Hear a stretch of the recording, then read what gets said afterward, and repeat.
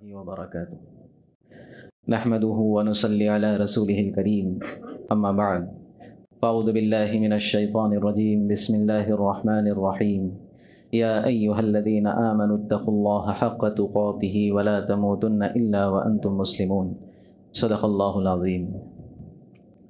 محترم حاضرین جمعہ، بزرگ و دوستوں اور میرے عزیز ساتھیوں، گزشتہ جمعہ کو ہم نے نبی کریم صلی اللہ علیہ وسلم کی پیدائش، آپ کا بچپن اور حضرت حلیمہ سعدیہ کا آپ صلی اللہ علیہ وسلم کی ابتداءً پرورش کرنا اور امی جان حضرت آمنہ رضی اللہ عنہا کے پاس اللہ کے نبی صلی اللہ علیہ وسلم کا واپس آنا اور مقام آبوا میں امی جان کا حضرت آمنہ کا انتقال ہونا یہ سنا تھا۔ اب اس کے آگے اللہ کے نبی صلی اللہ علیہ وسلم بڑے غمگین ہوئے، 6 سال کی عمر تھی، اور گویا کہ اللہ رب العزت نے جو 2 سب سے اہم سہارے ہوتے ہیں، والد اور والدہ، وہ دونوں سہارے چھین لیے۔ اب اللہ کے نبی صلی اللہ علیہ وسلم کی پرورش کی ذمہ داری دادا عبد المطلب پر آئی ہے۔ عبد المطلب یہ مکہ کے بڑے سردار تھے، حجاز کی خدمت، بیت اللہ کی خدمت ان کے ذمے تھی، بہت ہی باوقار شخصیت تھے، لیکن اللہ کے نبی صلی اللہ علیہ وسلم سے بے انتہا محبت تھی، چونکہ اللہ کے نبی صلی اللہ علیہ وسلم کے اس دنیا میں آنے سے پہلے بھی اور دنیا میں آنے کے بعد بھی کیا کیا واقعات رونما ہوئے، کیسی برکتیں نازل ہوئیں، کیسی چیزیں نظر آئی، وہ تمام چیزیں عبد المطلب دیکھ چکے تھے۔ لہٰذا اپنے تمام بچوں میں اور اپنے پوتوں میں سب سے زیادہ محبت جناب محمد الرسول اللہ صلی اللہ علیہ وسلم سے کرتے تھے۔ روایت میں بات ملتی ہے کہ بیت اللہ کے پاس، حرم شریف کے پاس عبد المطلب کے لیے فرش بچھایا جاتا تھا، اور ان کے جتنے بچے تھے وہ سب اس فرش کے ارد گرد بیٹھتے تھے، کسی کو اس پر بیٹھنے کی ہمت نہ ہوتی تھی۔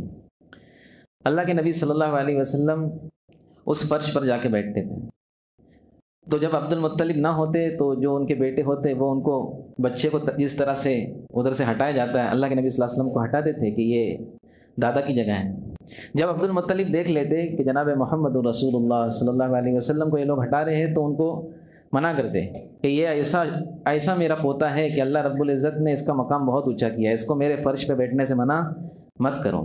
لیکن یہ چیز بھی 2 سال ہی چل سکی، 8 سال کی عمر تھی اللہ کے نبی صلی اللہ علیہ وسلم کی، اور عبد المطلب بھی چل بسے۔ اب جو ہے یہ سہارا بھی گویا اللہ رب العزت نے ختم کر دیا، اور عبد المطلب نے اپنے انتقال سے پہلے اپنے بیٹے اللہ کے نبی صلی اللہ علیہ وسلم کے حقیقی چچا ابو طالب کو بلایا، اور اللہ کے نبی صلی اللہ علیہ وسلم کی پرورش کی ذمہ داری ان کو تھی۔ یہ بھی کمال کے آدمی تھے، انہوں نے اللہ کے نبی صلی اللہ علیہ وسلم کی 8 سال کی عمر سے لے کر نبوت ملنے تک اور نبوت کے بعد بھی اللہ کے نبی صلی اللہ علیہ وسلم کا خوب ساتھ دیا، خوب پیار کیا، اپنے بچوں میں سب سے زیادہ اللہ کے نبی صلی اللہ علیہ وسلم سے محبت کرتے تھے۔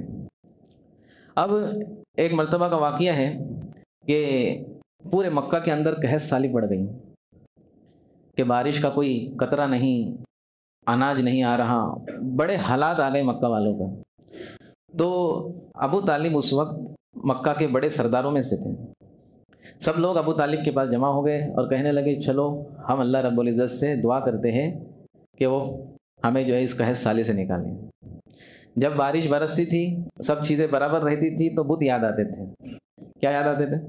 بت یاد آتے تھے۔ لیکن جب ایک دم حالات ختم ہو جائے تو پھر مشرکین مکہ کو بھی اللہ ہی یاد آتے تھے، کہ قرآن مجید کے اندر اللہ فرماتے ہیں کہ ان سے پوچھو کہ بھلا کون ہے جو بارشوں کو برساتا ہے، تو یہ کہیں گے اللہ ہی برساتا ہے، لیکن جب حالات اچھے ہو جائیں گے تو پھر بتوں کے پاس چلے جائیں گے۔ بہرحال اللہ کے نبی صلی اللہ علیہ وسلم کے چچا آپ صلی اللہ علیہ وسلم کو لے کر آئے، اور بیت اللہ کی جو دیوار تھی اس کو ٹیک لگا کر اللہ کے نبی صلی اللہ علیہ وسلم کو بٹھا دیا گیا، اور ابو طالب نے دعا کی کہ اللہ کے نبی صلی اللہ علیہ وسلم ایسی شخصیت ہے، اللہ ان کے ہی وسیلے سے تو کیا کر دے، بارش برسا دے۔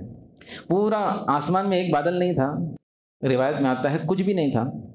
اب اللہ کے نبی صلی اللہ علیہ وسلم کی برکت बादल ऐसे जमा हुए और ऐसी बारिश हुई है कि एक गोया एक छोटा सैलाब आ गया मक्का के अंदर। ये अल्लाह के नबी सल्लल्लाहु अलैहि वसल्लम की क्या थी? बरकत है। फ़ौरन बारिश हुई और रिवायत में आता है गोया एक छोटा सैलाब की शक्ल बन गई, इतना बारिश, इतनी बारिश हुई। एक मरतबा अल्लाह के नबी सल्लल्लाहु अलैहि वसल्लम अबू तालिब मुल्क शाम के सफ़र के लिए रवाना हो रहे थे। आपने फरमाया कि चचा जान मैं भी आना चाहता हूँ, मैं आपसे जुदा नहीं रहना चाहता। तो अबू तालिब ने अल्लाह के नबी सल्लल्लाहु अलैहि वसल्लम को साथ ले लिया। रास्ते में एक जगह पर ठहरे हैं और अल्लाह के नबी सल्लल्लाहु अलैहि वसल्लम को एक राहिब ने, मैंने आपसे पहले भी कहा, राहिब ईसाइयों में ऐसे लोग हुआ करते थे जो दुनियादारी छोड़कर एक अल्लाह की इबादत में, ज़िक्र व इबादत में लगते थे, ना शादी करते थे, ना बच्चों की ज़िम्मेदारी उठाते थे, बस अल्लाह अल्लाह करते थे। तो उस वक्त अल्लाह के नबी सल्लल्लाहु अलैहि वसल्लम से पहले ईसाई मज़हब के कुछ लोग हक़ पर थे। उनमें से वो एक राहिब था जिसका नाम जर्जीस था, उसका लक़ब बुहैरा था। अब इसने उस छोटे से बच्चे को, तकरीबन अल्लाह के नबी सल्लल्लाहु अलैहि वसल्लम की उम्र मुबारक उस वक्त 15 साल थी, उनको देखा और उस काफ़िले की दावत की। हालांकि वो इससे पहले दुनिया वालों से एकदम अलग थलग रहता था, दावत देना, किसी से मिलना जुलना, हंसना मुस्कुराना कुछ नहीं करता था। लेकिन इस काफ़िले को, जिसमें अल्लाह के नबी सल्लल्लाहु अलैहि वसल्लम मौजूद थे, उसने दावत दी और अल्लाह के नबी सल्लल्लाहु अलैहि वसल्लम को अपने गोद में बिठाया, अपने पास में बिठाया और फिर कहने लगा कि ये बच्चा जो है, इनके ज़िम्मेदार कौन है? तो अबू तालिब ने कहा मैं हूँ, मैं उनका चचा हूँ। तो साइड में लिया और कहा कि ये जो है कोई मामूली शख्सियत नहीं है, ये आखिरी नबी है। जितने भी नबी गुज़रे हैं उनके बाद जो आखिरी नबी आने वाले हैं वो यही नबी है। तो अबू तालिब ने कहा तुमको कैसे पता?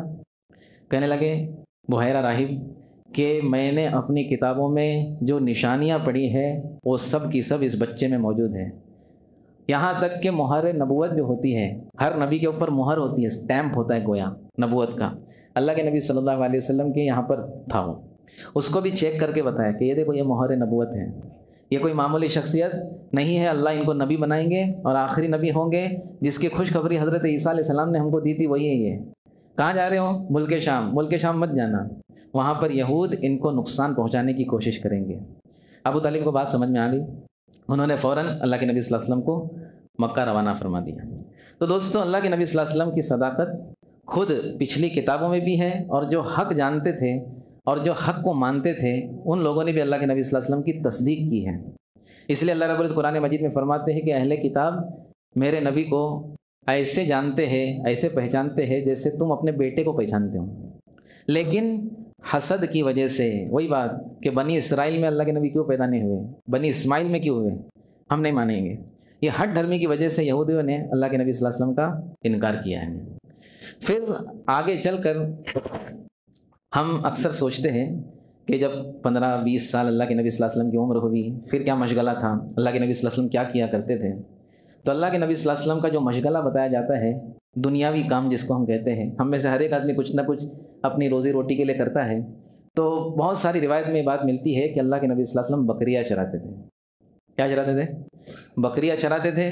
दूसरा पेशा ये मिलता है कि अल्लाह के नबी सल्लल्लाहु अलैहि वसल्लम मुजारबत के तौर पर तिजारत करते थे कि किसी के पास से पैसे ले लिए, किसी का सामान ले लिया, अब उसको बेच करके जो नफ़ा हुआ उसमें से परसेंटेज वाइज तय होता था। तो इस तरह से अल्लाह के नबी सल्लल्लाहु अलैहि वसल्लम के दो पेशे मिलते हैं कि बकरियाँ चराते थे, उस पर उजरत लेते थे, और दूसरा ये कि तिजारत करते थे।